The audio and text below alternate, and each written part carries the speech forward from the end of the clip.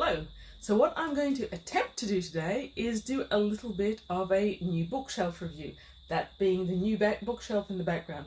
And the reason it's an attempt is because I don't have a selfie stick or them kind of things, and every other attempt has been so incredibly wobbly that I decided it wasn't worth inflicting seasicknesses on my viewers.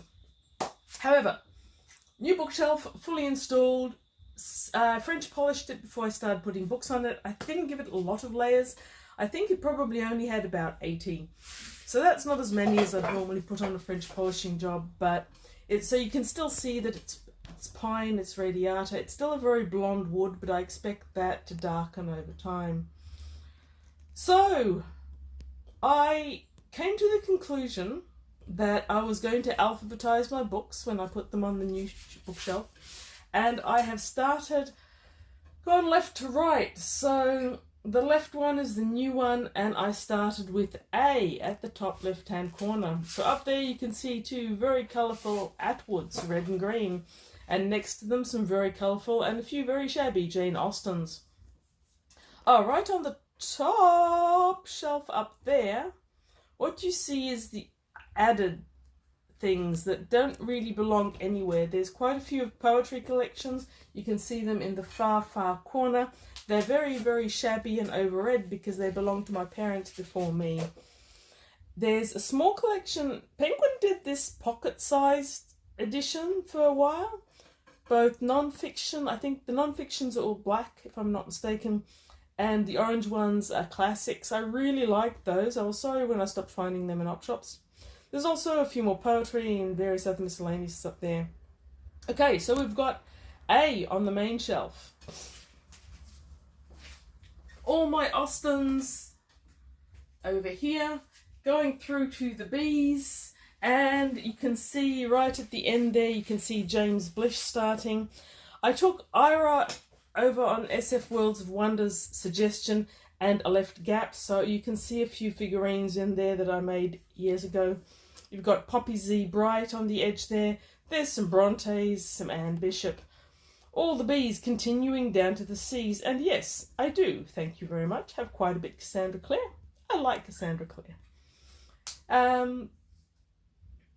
And continuing on down to K. And this is where the wobble starts. Close your eyes if you're prone to seasickness is my advice. Okay, so what you can see over there on the far left is actually large books that don't fit on this shelf. That's a really old chipboard shelf that I've had for a long time.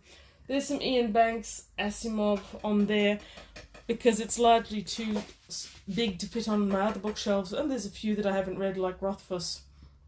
Going down the brand new beautiful bookshelf. At the bottom there you can see I've done my usual trick. I've got one shelf at the bottom that's larger, and it contains all the really large books. I've got an Aiken compendium, some Barry, Max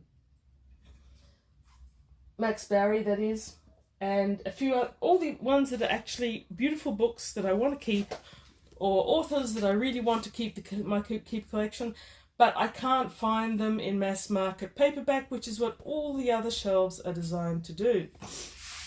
I do prefer mass market paper editions. I just find them pleasant to hold and easy to read.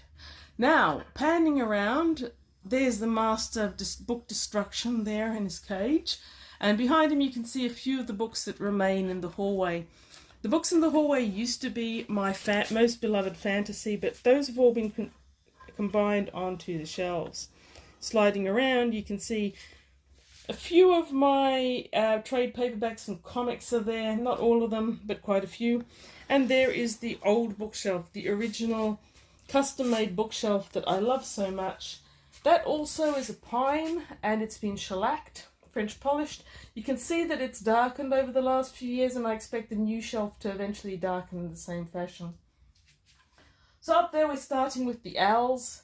You've got some Lackey, and then you've got down to the wonderful Mark Lawrence, who I've recently discovered.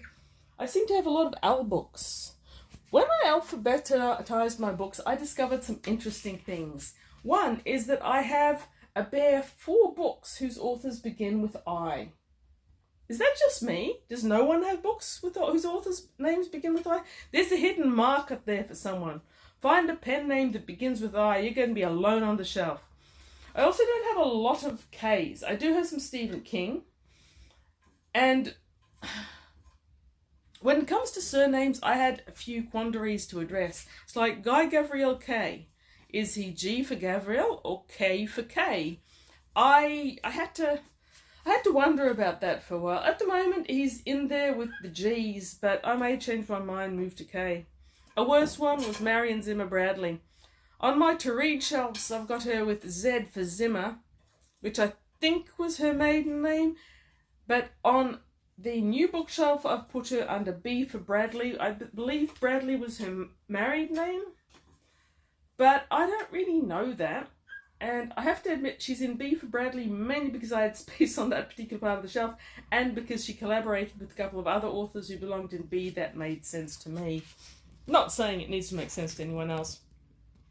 So, continuing down my older shelf, we go through, there's a lot of P's there because I've got a whole shelf of Terry Pratchett, and there's a fair few of my trade paperbacks actually came out. The Courtney Crumruns are up there, there. And they're actually in the format that'll fit on this shelf, which is nice. Most of my trade paperbacks, of course, won't. And I'm not quite willing to put trade paperbacks near the floor, like the really larger books are on this shelf as well. So I've got Overflow from Terry Pratchett, because I've got a few hardcovers of Terry Pratchett. And that second bottom shelf there, you can see, is the W's and the Z's. I've got H.G. Wells, John Wyndham, and Roger Zelazny, and they take up most of that shelf. So, anyway, those are my books. Let's see if I can do a quick and even more wobbly slide around to show you my to-read shelves under the window. No, that's not very successful. Oh well. So this is why people have selfie sticks, I assume, so as not to send their watchers seasick. Thank you very much for watching this wobbly video. I'd love to have a more in-depth look at my shelves. It's very odd for me combining the different genres. For to me, favourite books always had their own shelf, and it didn't really much matter what they were. If I loved them and I enjoyed rereading them, they were on that shelf. Literature, so Jane Austen, the various Brontes, the Fitzgeralds, all of that, things that are vaguely like literature or classics, they were all on their own shelves. And that's okay. I tend to know who wrote The Great Gatsby and Tender is the Night. But other books that I really love, like one called The Forgotten Door, I've only just had to learn that it was written by Alexander Key because I can't find it without knowing the author, and that was odd. So there's that. And there's also that thing that I had with Marion Zimmer Bradley, Gay Gavriel Kay, and a few others. I can't quite decide what letter to file them under.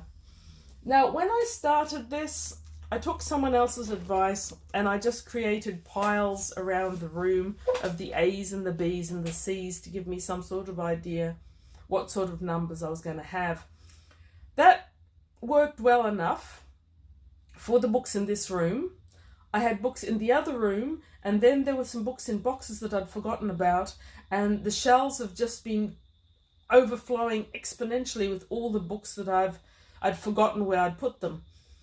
And we're not quite done with that. I can't find my Charles Dickens Tale of Two Cities and a few of the other old leather bound, so I'm guessing they're in a storage box somewhere, and they too will need to be added to what I've got here.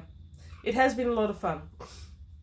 So the one thing I haven't quite decided about yet with this whole alphabetization is, should I alphabetize within the letter? There's some serious pros and some serious cons to that one, because I like having Atwood, the larger books, towards the end of the shelf. I kind of enjoy having books that are the same sizes together. And because not all of my books are mass market produced, I've got this very ragged look that you can see on the new bookshelf behind me. So I've got the larger books in the middle, like these ones. Then I've got some smaller books. They're the mass market ones that I prefer. There's even some hardcovers that just still fit on these shelves. So I'm getting used to this ragged, all over the place look. I think I'm starting to like it. Kind of. I mean, I don't mind it. But the next step would be to alphabetize within the letters. And I think we can agree that there's good evidence here that I'm not completely illiterate. But I do find myself having to go back and go A, B, C, D, E. Wait, is H before G or is G before Z? I'm kidding, you know. But having to count for every single book or author before I put it on the shelf got a bit tedious.